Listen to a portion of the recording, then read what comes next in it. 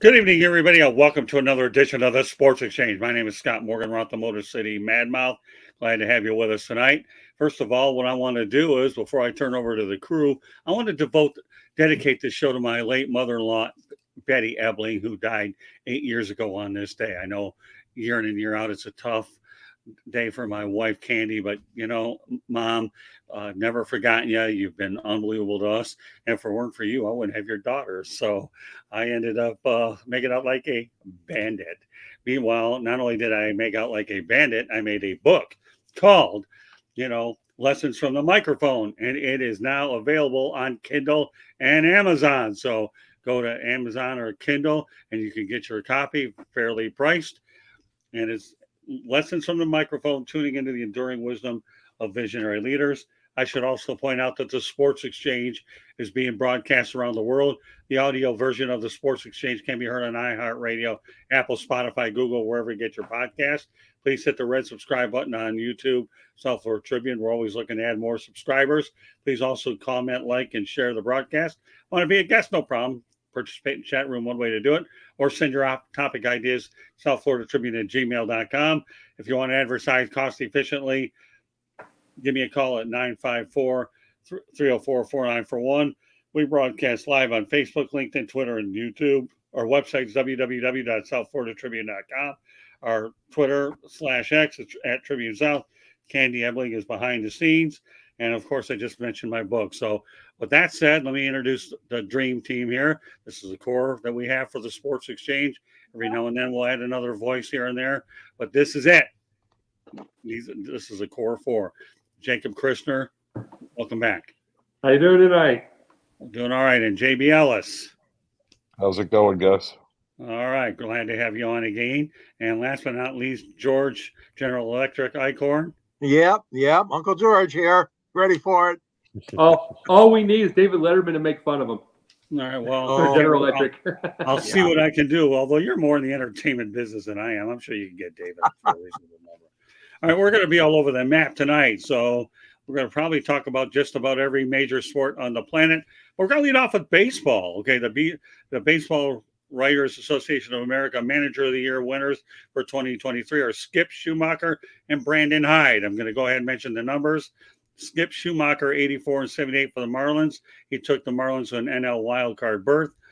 Miami obviously was 33 and 14 with a 702 winning percentage in one-run games. Brandon Hyde on the other side for Baltimore, 101-61 record. AL East champs, Baltimore, first 100-win season since 1980.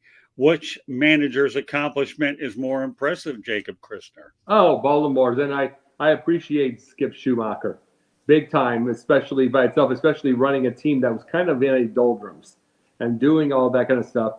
But Baltimore, a couple years earlier, like 51 wins or something, some insanity. And it's the same with Texas going from 100 losses to a World Series. It's like we're not in this situation anymore where you get 100 losses, you get 5 years till you get to 90 losses. That's what you used to get when you were that bad for years. Everybody now, it doesn't matter what the team is, it matters the city. It can be taxes, it can be the kind of manager. Can you get the guy's friend over? All kinds of different things going, and you can get a manager now even if you have a bad record before. Like just going off to another sport. A few years ago, Tim Tebow had to save the day for Denver to go get Peyton Manning. Otherwise, he was going to the Niners, to be able to get to that thing because he wasn't going to play for a 4-win team. Now, this day and age, that kind of thing would do that, would go straight to them to be able to help because you can build things now. It's a different world. So, but I'm just saying at the same time, though, Baltimore, without question, just because they were I saw that they were starting to come, but they were dead for a long time. Joe? As much as I respect what Baltimore did in rebuilding that franchise, I think Brandon Hyde had much more talent than what they had in Miami. So, I'm going to have to go with Schumacher. Not that either one didn't do a great job. Two phenomenal choices. But I think, when you're working with probably one of the best farm systems in baseball and you've had some phenomenal talent come up to the major leagues. And they're starting to mature and get better. I think in Miami they haven't had that luxury of doing that, and making the playoffs was phenomenal in Miami. No one expected anything from the Marlins. So to me, I think that's the obvious choice. George? Yeah, that's a tough one, Scott. I mean, you told us about Schumacher many, many times. I remember on 108 Stitches, and I know you're very closely. You watched Don Mattingly up front, and then of course Schumacher had some big shoes to fill. So he did a terrific job, no question about it, with the Miami Marlins. And I know what you're saying, JB, but I still got to go with the Orioles hide. I mean, 2 years ago, you got the worst record in Major League Baseball the Orioles had just 2 short seasons ago. And then last year, he got him quite a bit better, over 500. And then this 100-win season, obviously the stain on it is the fact that they couldn't advance in the playoffs. And if our listeners don't know this, it is true that the baseball writers vote on these awards before the playoffs start. So these awards are for regular season only. So you don't want to hold anything against Hyde for falling in the playoffs, but it was a terrific job. It is a terrific job that he did. Baltimore was they were bad. Just like a lot of teams were. So I'm going to go with Hyde on this one, but boy, Schumacher's right up there too. What a great season. Well, you know what? I'm going along with JB Ellis. Okay, I believe Miami for sure, and Schumacher. And I'll tell you why. The last time the Marlins had a winning record for 162 games, you'd have to go back to 2003. And that's the year that they went out there and won it all when Miguel Cabrera was there. So I don't know. I mean, Skip Schumacher is a really nice guy. He's well respected in the clubhouse. There's a really good coaching staff. I know he's got Jody Reed on there, who I actually had an opportunity to speak to and write about earlier in the year. So, it's pretty good. I like this topic because he got 2-2 on this. So that just goes to show you that when you compare, it's just like Chuck Woolery, 2-2. Well, there you go. Yeah, well, that's a good point, though, Jacob. You have 2-2. I mean, you can make cases for both, and that's why. But like Joe Ellis and I, Miami, and like Jacob and George, Baltimore, it's a beautiful thing. All right. Well, obviously, this story is not going away, and we're not helping it any either. So, Jim Harbaugh, was due process served? Jacob? No. But I think it's given him I think it's going to speed up his process to go to the NFL. And and he's got himself, and he's trying to but for one thing, I had no question that they were going to beat the Penn State on Saturday anyway. So he wasn't allowed to go coach on that while he's trying to beat this. But biggest situation is, even if he would get elsewhere and he gets off on something that gets off from this case, I think he's going to the NFL. I think it just sped it all up. And just because it's like, and the NFL is saying they would honor any kind of suspension, but that just means he's staying. That just means he's staying in Michigan until he gets to the playoffs. So you wouldn't have a suspension to honor anyway. Okay, fair enough. What do you think, Joe? Listen, the Big Ten rushed to a decision based on schools complaining, athletic departments complaining. They don't have all the facts yet, and I'm confident he's not the only one doing it. Remember the movie Blue Chips with Nick Nolte, Shaq, about how how he paid players to come to school, and it was always the unwritten thing how that was done. I'm sure there's many other coaches in college football that may or may not be studying and watching practices and things like that. Who cares? You're still going to go out and execute and play the game. Be better. And until you have all the facts, how are you suspending the guy? I mean, they did it on a Friday and a holiday weekend, on a holiday, so that there when Michigan went to file the appeal, it couldn't be heard to begin with. It was just a disgusting display by the Big Ten. I expect more from them because when you look at conferences, major conferences in college football, the Big Ten actually, to me, always showed that they had integrity. This, to me, just kind of took it away, because they've always had a higher standard, and I just don't see it in this case. Okay, George. Yeah, I think it was a rush to judgment too. It's a situation. We all know what's going on behind the scenes, really. I mean, the Big Ten coaches, they don't like Jim Harbaugh. They never have. The NCAA could be the same situation. Hierarchy doesn't like him. I mean, people forget that he already had 3 games early in the year. Remember, non-conference games. He was suspended by his own athletic director, Ward Manuel. And I don't have much respect for that guy anymore. I'm sorry. He needed to back Jim up as much as he could. They needed to be standing together. And, we're going to fight this together and this sort of thing. Well, the 3 games, remember, guys, that was for the COVID-19 violations where he did some things that weren't supposed to be done with recruiting and contacting student athletes, etc. That hasn't even been resolved yet. That's still in the NCAA office being worked on. Now you got this situation, and there could be more punishments coming down. Let's just call it the way it is. They don't want him in college football. It's quite obvious, the coaches, the athletic directors, the Big Ten. But he's out there to prove this year, and his team has been proving it right on the gridiron that they mean business, and that's why they're undefeated. They're going to win still, even if he's not there, I predict. Well, I'm going to piggyback off Joe a little bit. Before I do that, though, one of our analysts last night on Inside the Pigskin called this a good first-class witch hunt, which I believe it really is. Now, I'll piggyback off of Joe. You're right. Okay, Joe, a lot of times people rush a judgment. Now, think about that suspension. Well, they couldn't have timed it well because they forced them to miss the Penn State game because they had no way to appeal before a holiday. If that isn't a first-class chess maneuver, I don't know what is, right? You tell me.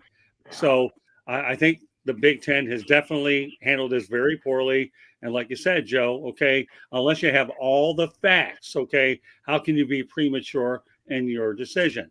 Now, go into the chat room for a moment, okay? And glad to have Big Dan Davis on. Do you guys think that Harbaugh wins the injunction? On Friday, here's my opinion on this, and then I'm going to turn it over to you guys. For some reason or another, I think Harbaugh does not coach against Maryland, that they're hoping to get him back by the Ohio State game. Dan, that's what I think will happen, that you'll get 2 games out of it. But I'll leave it at that. So I'll give Jacob first crack at Dan's question. Well, one of the things is this is TV. I brought this up with a TV likes to control a narrative. I was saying this about the Minnesota-Iowa game, that there's no question in my mind that they were trying to get, if it was a close game, they were going to say no because they didn't want Iowa to get in a big B1G championship game. That's going to happen anyway just because the rest of the West is horrible. But they would do this with Michigan. They would do this because guess what? They'll do to get them away from Maryland because they can beat Maryland without Harbaugh. They want the ratings for Michigan and Ohio State with Harbaugh back. They want that. And as the TV will control these things. But this is the thing. With these witch hunts, do you want to know what we used to have when people were going for witch hunts? Regardless of which side somebody was on, one person to say F off and a lot of people following him or her even. You know what I'm saying? If we want to go to that. Now you'll have one and then the rest are scared. The rest are scared. There's money. It's money. It's whatever the thing is. They might threaten to take the thing. They're afraid of boosters. It's like boosters run everything. They give all this stupid money to someone like Jimbo Fisher or Mel Tucker. But it's like everybody's afraid to tell them no.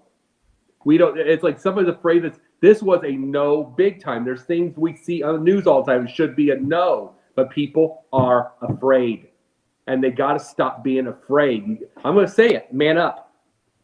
Okay, but the point is, and I'm going to ask you again, Jacob, because I don't know if you got the full nature of my question, okay? We know it's a witch hunt.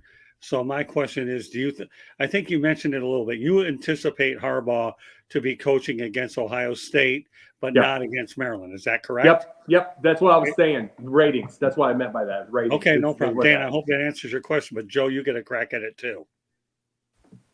Yeah, I mean, in all honesty, depending on how quick the court hears the case, I think that they're going to reinstate him. I don't think that I'm with Michigan here. I don't think it's the Big Ten's call to suspend him in this particular situation, and I'm appalled by it. Because if everything that I've heard from this story, you have Ohio State involved, and that would be like the Hatfields and the McCoys. If the Hatfield said the McCoy did something, are you going to believe it? They're just enemies. You can't go by that. You got to have proof. And if you're going to have proof, by now, someone would have seen it. There'd be something on ESPN 24 hours a day showing the proof. Where's the proof, Scott? What proof do we have that Jim Harbaugh has done this? This has been going on for like 3 weeks, 4 weeks now. What proof do we have? Well, right. We've heard that statement. I haven't seen any proof that's valid. All you have at ESPN are a bunch of haters, and Paul Feinbaum is leading one of that group. Stephen A. Smith isn't. Well, I know that, but Stephen A. Smith isn't far behind. I could care less about either of them anyways. But the reality is I haven't seen any concrete evidence, I might add, that should keep them off the field. But the main thing is they still now beat Penn State. They still are third in the college football playoff. And CFP, they're not going out there and buying into all this malarkey. They're not. They're going to say whatever they do on the field, and they're going to treat a suspension or so like a regular injury or anything else like that. So the college football playoff people look smarter than all of them because they're trying to be as objective and neutral as they can. And that so it doesn't affect Michigan's standing in the national championship picture. All right, George, you get the last word on this. Sorry to interrupt real quick. Sure. You know what Michigan should do? To fit into the college football landscape, they should leave and join the ACC or the SEC and give the big blank you to the Big Ten for this. That's what they should do. They'd make a boatload of money because they were one of the premier programs in the country. You know what? You want to disrespect us? Bye-bye. Ohio State, go try and be relevant playing Penn State or Iowa or Minnesota. You know why you're relevant? Because you play Michigan every year. So maybe be thankful and stop crying like a 2-year-old because you're irrelevant without Michigan. So you know what, Michigan, go somewhere else because you're the key to the conference. UCLA, USC, they're has-beens. They're hangers-on.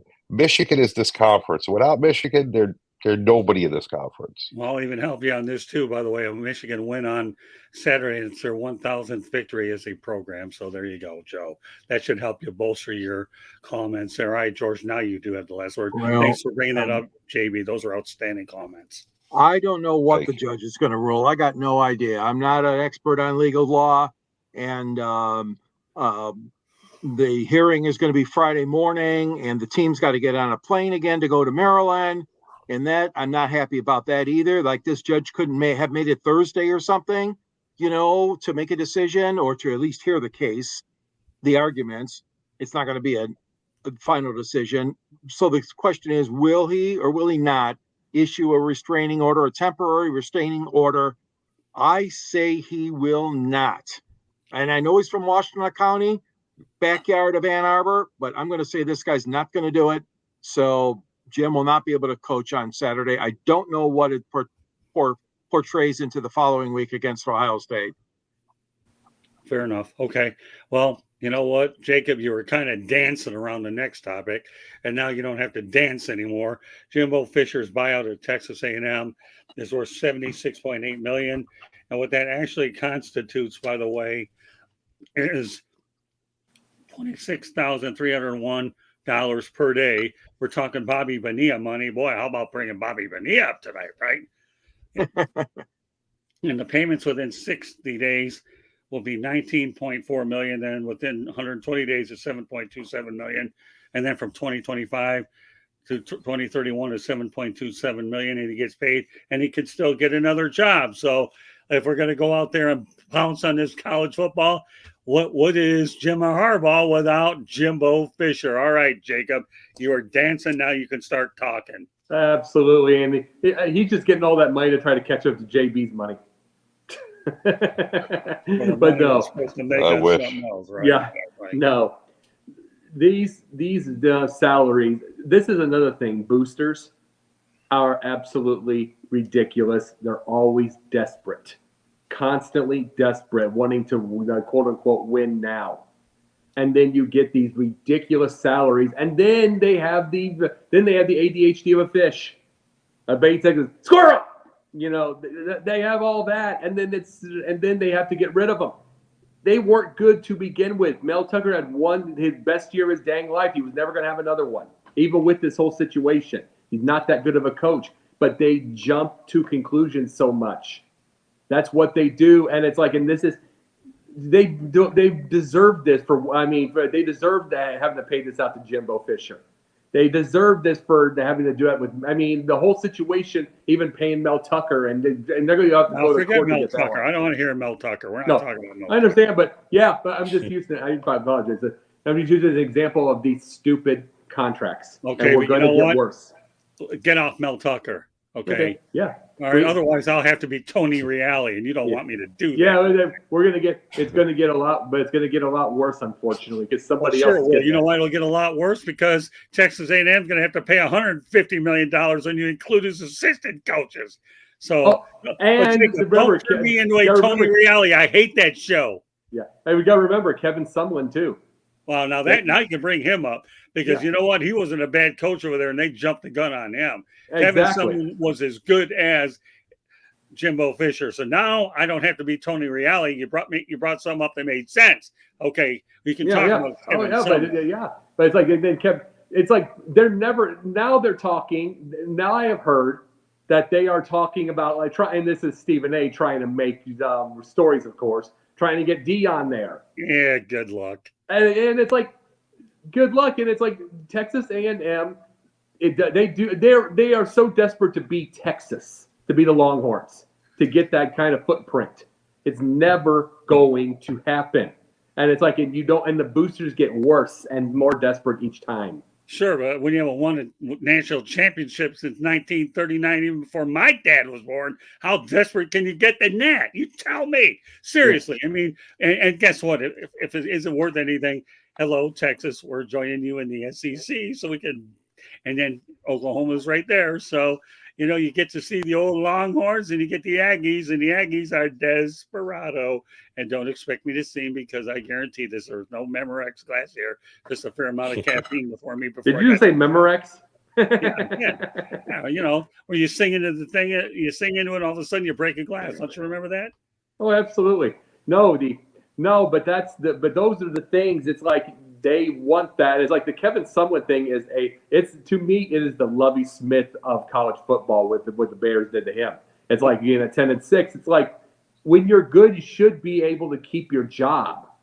But now you're starting to get on a roll. Okay. Now I have to acknowledge the good and the bad. Some crazy reason you are starting to get on a roll. But don't roll too much because we only have 56 minutes. I know. Go ahead.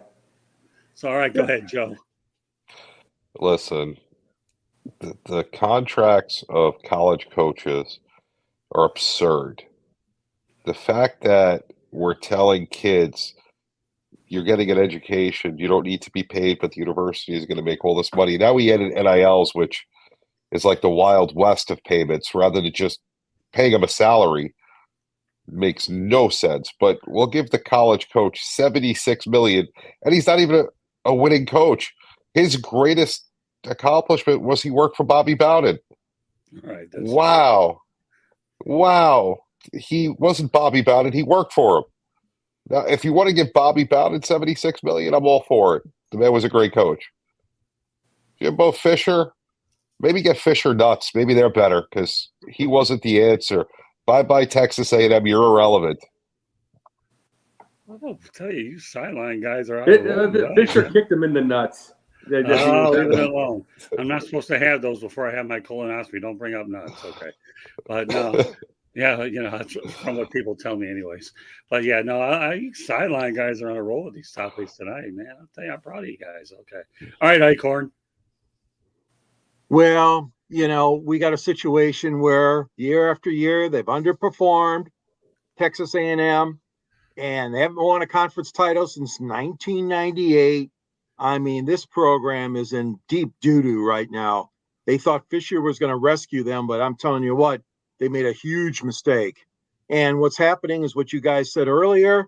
You got these alumni, these rich alumni, rich parents, whatever their connection is, dictating now who you're going to hire as head coaches.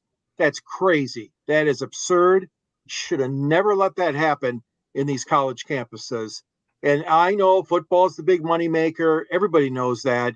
But as far as dictating who's going to coach the kids, I don't like it one bit. And, money talks, but a lot of money's been squandered over when you got to fire these guys because of ineptitude or whatever reason they can't get you a winning program. And here we go again. It's happened before, but I mean, it's a lot of money. It's not all being paid by the university though, because some of that stuff was a lot of donor money for the big shots that forked all this money out. So, Hey, George, I'll give you 4 words, okay? Boosters, rich oil men. Of course, in Detroit, we don't have oil men up there. We definitely don't have that. Okay. So rich oil men down in Texas A&M for Desperado 1939 Yep. and boosters. Oh, yeah. Yeah, so that's what you have over there. Now I have a stat of the week. Nobody has to comment on it because this is a personal one for me. Okay, ready? The stat of the week, Jared Goff versus the LA Chargers. 23 for 33 for 333 yards, 2 touchdowns, 122.4 rating. Why is this the stat of the week? Because number one, I'm a 3 guy. You have the 23 is one thing. Okay, then you have my lucky number 33. And if that isn't good enough, you got 333 yards.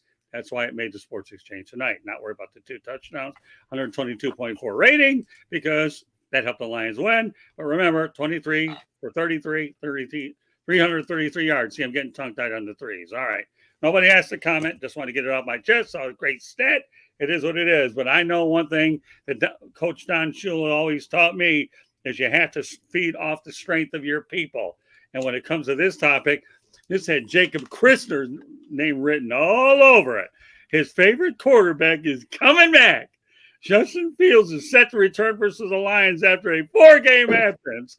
And now look at the body language of this guy. He's starting to cry like the Michigan coach. Or is he laughing? I don't know what it is. And remember here at the Sports Exchange, our objective is to entertain. Our goal is to inform, educate, and entertain. And I think Jacob Christner's got the entertaining part right. How do you feel that Justin Fields is going to Ford Field? I've never seen this guy laugh like this. In fact, he's turning red. My God. This guy almost looks like a big apple out of New York. New Yorkers saved this guy from himself. He is going to get murdered. Hey, Joe, have you ever seen this guy laugh like this before? No, I feel like I'm watching the Joker in like a Batman movie. Oh, you probably are. And you got a front row seat. You got this guy here who's constantly ranting and raving about Justin Fields. And I rant and rave about his fans, who I hate.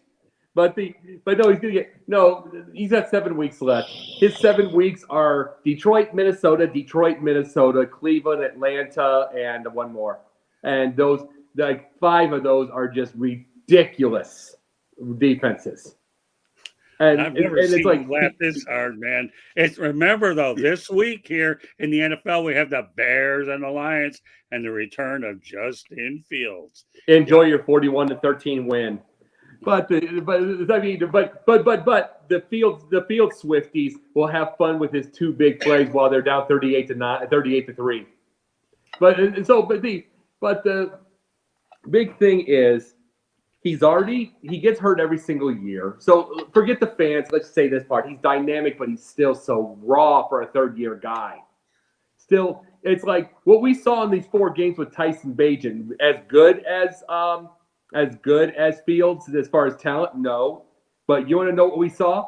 3% sack rate. You want to know what we see with Justin this year? 14%. I mean, Tyson Wow. Tyson didn't get sacked. He got the ball off quickly. He threw some big boy ones, whether he got sacked or whether he got intercepted or not. And that's the thing with with Justin. The biggest issue, he just doesn't let go of the ball. He will in the first quarter, just because he's going to be excitable. Then something is going to happen where he's not going to see something. He's going to get skittish like he always does. And then it's just going to get worse. So, since you went through all that laughing and you nearly turned into a red apple with my bad eyes, give me a score again about what will I said happen. 41-13, Detroit. Okay, well, there you go, Detroit fans. You got Jacob Christner telling it like it is. Far from Howard Cosell, but definitely our version of Mr. Opinion, and definitely a person who has a lot of passion and compassion for Justin Fields. It's just, it looks like Fields is going to get raked by the Lions. All right, Joe, go ahead. So, I mean, unfortunately, he's better than Tyson Bagent, so you got to play him. Secondly, it's the coaching. If you look at last year Justin Fields compared to this year Justin Fields, they're obviously instructing him not to run out of the pocket. And when you have someone that is a mobile quarterback, you have to teach him how to go through his reads, and if they're not there and you want to run, then you run, not to stay there and take sacks. He has the skill set to get out of the pocket and to go. You have to coach him and build your offense around that. This coaching staff has yet to do that. The offensive line is not very good, so you have to roll them out more. Yep. You know, Tyson Bagent may have been sacked less, but he doesn't have the talent. He's a great story coming out of West Virginia, out of Shepherd College. That's a great story. Is he ready to be an NFL quarterback yet? No. So, yeah, if you have Fields, you got to play him. You know, you're going to get the number 1 pick and probably the number 2 pick the rate you're going. Right. So enjoy that. If you want to go with another quarterback, you can. But I don't think that's the problem. The problem is the coaching. You have to coach to your strengths. Build the offense around the quarterback you drafted and make it work. You brought in talent for him, but you're telling him not to run into the pocket. It's just bad coaching, and it's hard to watch. One thing I want to say to you, Joe, and this is the big thing. This is the big thing. You brought this part up. Is he good enough for the NFL thing? We're going to say no because it's completely obvious. But here's the deal. He threw some big throw he did at the end of the Carolina game to seal it. Justin doesn't throw that ball. Justin doesn't make those throws unless they're wide open. That was a gutsy throw. Bagent is not ready for the NFL, no, but he makes up for it in having guts. A lot of gumption. He made some of the throws and stuff, and yeah, he got picked. He got picked quite a bit, 3 touchdowns, 6 interceptions. But the thing is, what's going to make Justin, if he's going to make it these last 7 weeks, he's got to show that kind of gumption. He cannot be worried about throwing. Regardless of what's going to happen, he's got to do it. He can't get skittish like that. All right, Joe, give me a prediction for that football game, the Lions and the Bears. Don't watch it. Go to Applebee's, hang out with some friends. It'll be at Applebee's. It'll be on at Applebee's. All right, but your requirement is to give me a score. I don't care if you watch it. I don't know. Let's say 49-17. Okay, you did your job. Now I don't care what you do on Sunday, except when we come to town. That is another story. All right, George, go ahead. 49-17. I said 41-13. Well, the Lions over the last few years have had trouble with mobile quarterbacks, okay? So I'm going to give a little bit of shout out to him because if they'll let him do a little bit more running this coming Sunday, they could have a closer game than most people are predicting. The fact of the matter is the man does look tentative out there. Like you said, he's skittish. He looks like he's afraid. He's hesitant. And it does fall back on coaching. The quarterback's coach, the offensive coordinator, the head coach, they're all directing what they want him to do. You know that. But I'm just saying, if the mobility becomes an issue and they do let him run a little bit more, the Lions have shown, at least the last couple of years, they're not good at that. So that being said, Scott, I'm going to say Lions 33 the Bears 12. God, I can't 33 to believe. 12. Yeah, I was gonna 12. go. That's nice. I was going to go 33-13 and We're gonna keep my get a dream safety. team alive. 33-13. But you know what? In the end, what's going to happen is Matt Eberflus is going to be a Monday casualty at the end of the year. And I'm then, calling him Eber COVID. well, He's Wow. he's more Yeah. toxic than flus. he'll be a Monday firing casualty. And I thought 33-13 because I'm on the 3 thing. Isn't that But funny? with all I due said 12. respect, yeah, well, whatever. Whatever. But the main thing is this, for Fields to be effective, he does have to use his legs, and he hasn't done it. And he had much talent. You can do what you want on the defensive end of the ball, but you still have to outscore your opponents, and the Bears have yet to do that very well. All right, I want to go over a couple of stats here that are interesting that came across my desk. First of all, what about the downfall of the Edmonton Oilers? Former Detroit Red Wings general manager Ken Holland sees his team at 4-9-1 for 9 points. I think they're at the bottom of the Western Conference. So go figure, Kenny. You got a lot of work to do, and they even handed you Connor McDavid, and you still haven't been able to take the Edmonton Oilers deep. Well, one of our main stories today was Draymond Green getting suspended 5 games as he had a chokehold around Rudy Gobert. George and I know that Joe Dumars, who's the executive vice president of the NBA, slapped him with a 5-game suspension. So, Jacob, 5-game suspension. Do you think that was fair? Was it fair, not enough, or too much?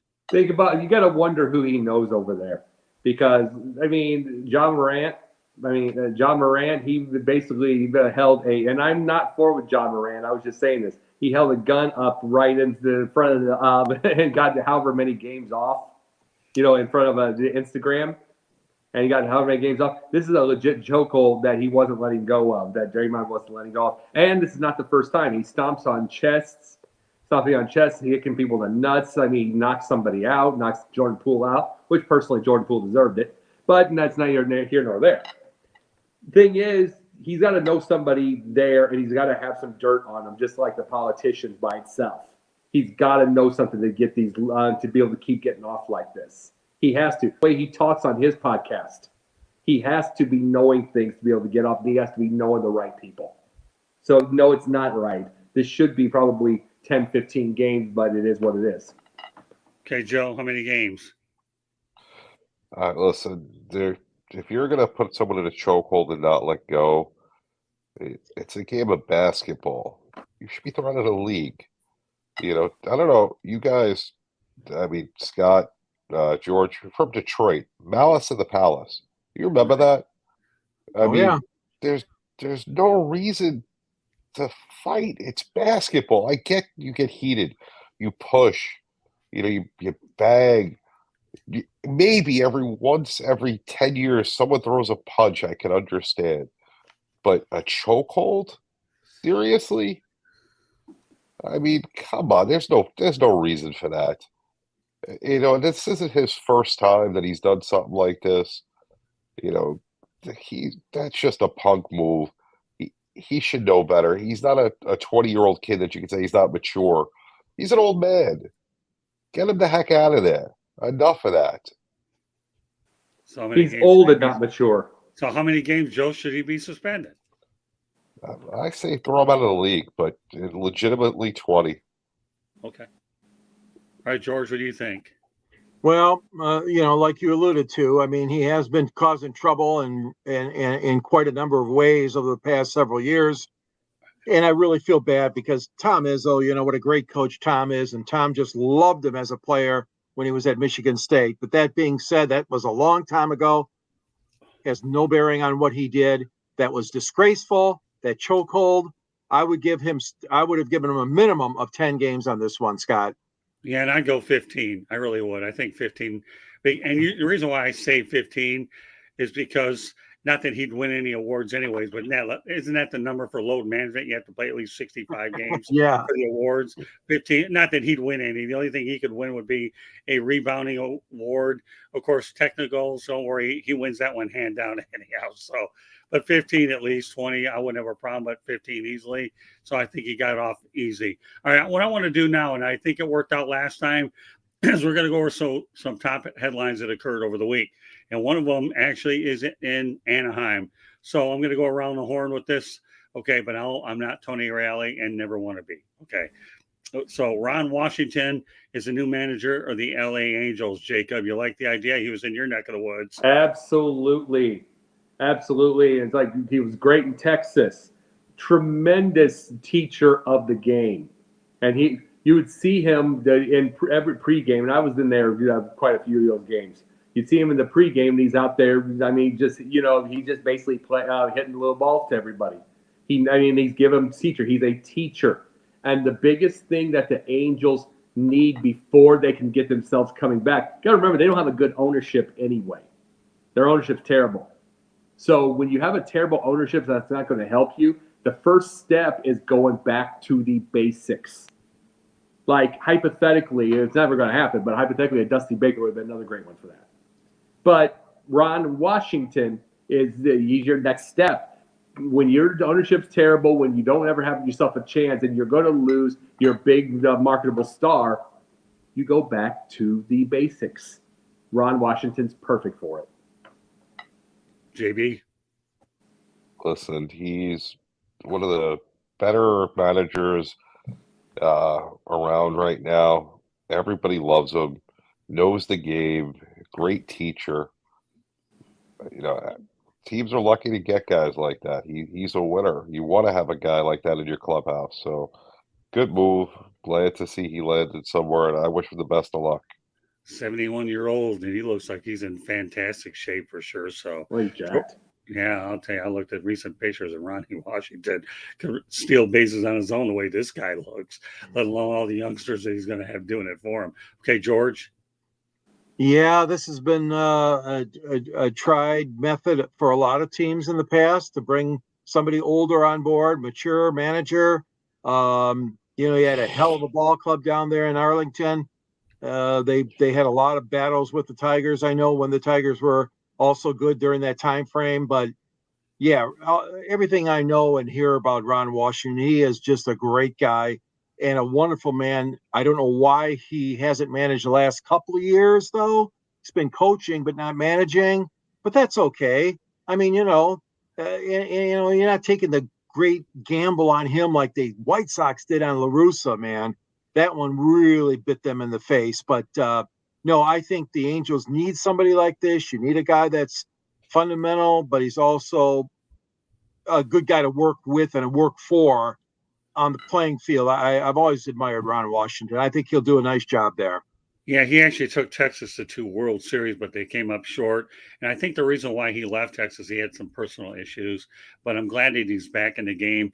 And as we've seen recently with the recent trend of managers being experienced, we talk about Bruce Bochy, 68. Of course, we know Dusty Baker was in his 70s. They won a title. Ron Washington will be the latest. More baseball news because the awards are starting to come out.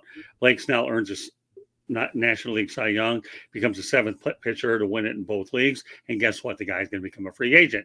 He can go anywhere he wants. Jacob, some thoughts about Blake Snell. You know how hard it is to do that in both leagues? Completely different. Yeah, it's not as much now because there is the universal DH.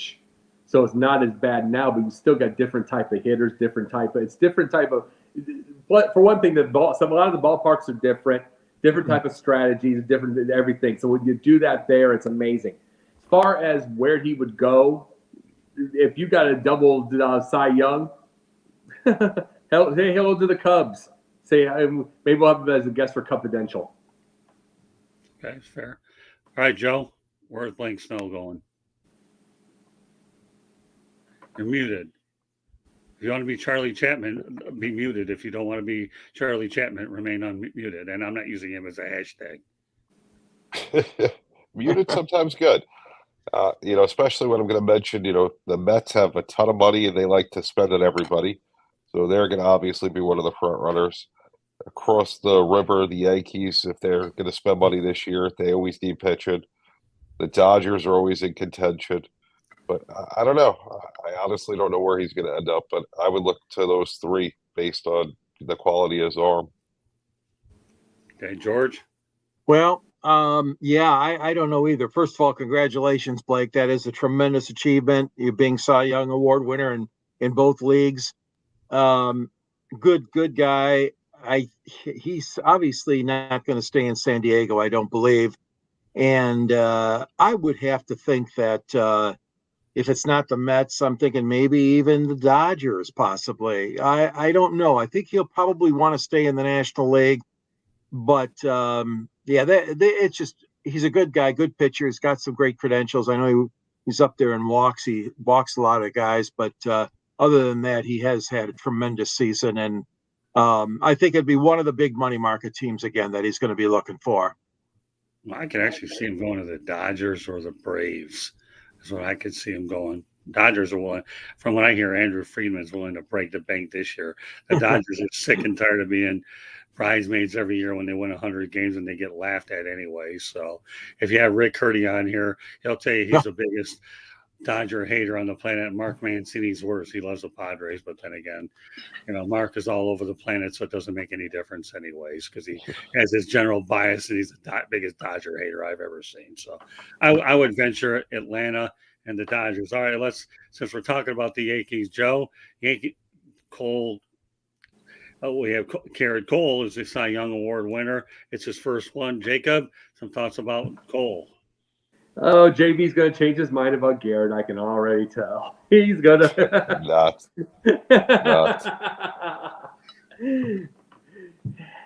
See, I see his point, though. I see JB's point. It's like regular season, he's a monster. This is obviously a monster deal again. You know what I'm saying? Where he's going here. Got to show it in the playoffs. You do. You got to go. Get to the World Series, lead it to beat. And you got to say it a lot of times about Clayton Kershaw also. You have to say, because this is the thing. We brought up a joke with Confidential earlier, JB. But this is the big deal. My favorite pitcher, Kyle Hendricks, pitched a hell of a Game 7 before he went to the bullpen. He came through in a snap. Hey, Ralph. He came through in a snap. We haven't seen a Garrett Cole or the Clayton Kershaws or these guys do that in a 7 or do all that. That's what's going to change somebody like JB's mind. Never. All right. Go ahead, Joe. He won an individual award because that's what he's all about. Back when he was with Houston, a team which I despise, after they lost a clinching game, he went into the clubhouse, took off his team's hat, and put on a hat with no affiliation. While he was still clearing out his locker and going home after the loss. Now, I get you're upset after you lose. Nobody's ever happy to lose in the playoffs. It's got to suck. You're still a part of that team. You haven't even left the stadium yet. Have a little loyalty to your team. Guess what? You won an individual award. You're a piece of garbage. Keep your $40 million. The Yankees will never win with you. Congratulations. You fooled the voters.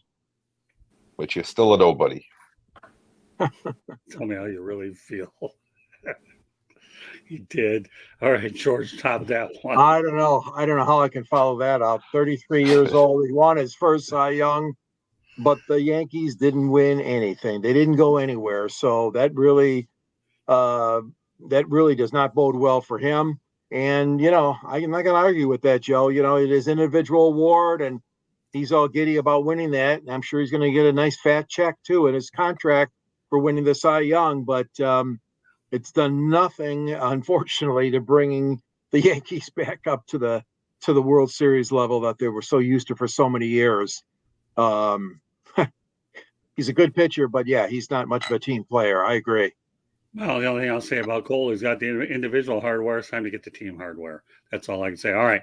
There's a report actually from MLB's John Morosi that the LA Dodgers are among teams that showing the most interest in free agent right-hander Yoshinobu Yamamoto.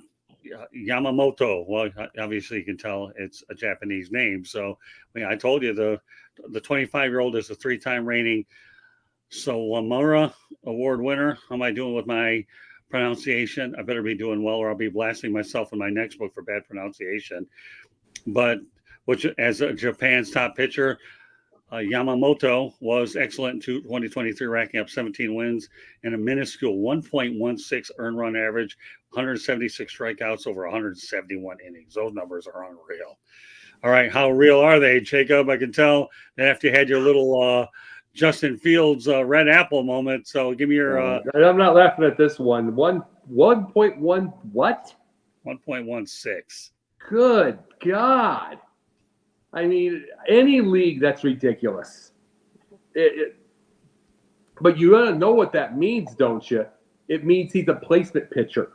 He might throw, as I said, he might have power pitches, but he can place. Because 1.16 doesn't, here's the thing, you're not striking every single person out. You can also get them out in every single way.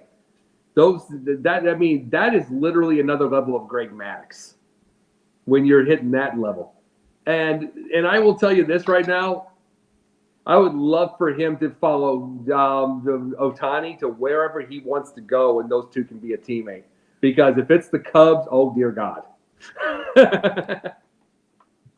Okay, Joe. That's unbelievable stats. Wherever he ends up, someone will pay the money. They always do. There's no lack of money in baseball, although they go through periods where they try not to spend money. Someone will always spend the money if you put up numbers. So hopefully he goes somewhere where he wants to go and he does what he did previously, because that'll be something to see. Sure. All right, George. Yeah, I mean, that's a fantastic record, no question about it. Those numbers are astronomical. I wish some of these teams local in here, Tigers aren't going to spend the money. I don't think the White Sox, Minnesota, that division. These teams that have the money, the big, strong owners that want to spend like crazy, San Diego and Los Angeles and New York, both New York teams, Boston, of course, over the years, Philadelphia. I'm afraid that a lot of these talented young guys like that are going to head to one of those teams. I'm sorry, I can't narrow it down for you any further than that, but it's going to take the deep pockets of some very, very rich owners. Well, hey, George. I'm sorry. Go ahead, Jacob. Yeah, George, let me say this. You talk about Detroit. This never going to happen. I'm just saying this as someone who's doing the hypothetical GM thing for a second. If you get a team like Detroit who's kind of in a stuck, I'm going to say Colorado also kind of in a stuck, I'm probably going to try to go after a Japanese pitcher like that because they come from a culture of patience. Japanese people are a culture of patience to be able to get, and they're going to want their money. You got to pay them. But they are a lot more likely that you pay them and more likely to wait and build around than a lot of American players are. So if I was a hypothetical GM and I was trying to build something, I'd try to find a Japanese pitcher like that and, try to make them happy and stuff like that. And you got to build stuff like that. But I think they would have more patience than a lot of Americans. All right. The only thing I'll add to this is I don't think he's going to Boston. So if I had to venture a place where I think he could go, I don't think there's any doubt that he could go. I think he could end up going to the Cubs. They'll spend the money now that you got Craig Counsell. I also believe that you have the Dodgers and the Astros, and we'll leave it at that. We'll see how it plays out, but not Boston. I'm sure that makes you feel pretty good, and I'm not going to win any Boston fans there. One other thing I just want to mention before we close out the show, MLB owners are set to vote Thursday on the A's proposed relocation to Las Vegas. Proposed? No, it's a done deal. Oakland, say goodbye to the A's, and the Raiders and the A's are neighbors again in Sin City. All right. With that said, okay, Jacob, why don't you let everybody know how they can get a hold of you? All of the shows, 6 different shows between Sideline Sports and the Tribune South. Also, once in a while writing when I get myself some time. I'm also on Jake the Pundit on Twitter, Jake the Pundit 1 on TikTok, a bunch of other places. Okay, George. You can get a hold of me at gicorn@yahoo.com. You can follow my writings under the South Florida Tribune. I write under the Motor City Tribune. And at the end of my columns, we always have a link to my book, which is Detroit Sports Broadcasters on the Air. And I'd be remiss not to congratulate my colleague, Scott. Very delighted and happy, Scott. Your book has been published, and obviously you're going to sell a lot of copies because I know it's great stuff. Can't wait to read it. And congratulations on that. You can find me on 108 Stitches. You can also find me on the Sports Exchange, Pundit's Pundit, Fire Up series, and the Pigskin Show. I'm happy to help out and happy to be part of all these shows. Thank you. Well, we're glad to have you aboard. All right, Joe. JB underscore the program on X. Sideline Sports every Tuesday night, 8:30. Also WDJY 99.1 in Atlanta, Wednesday mornings, and the Sunday afternoon pregame show for the NFL.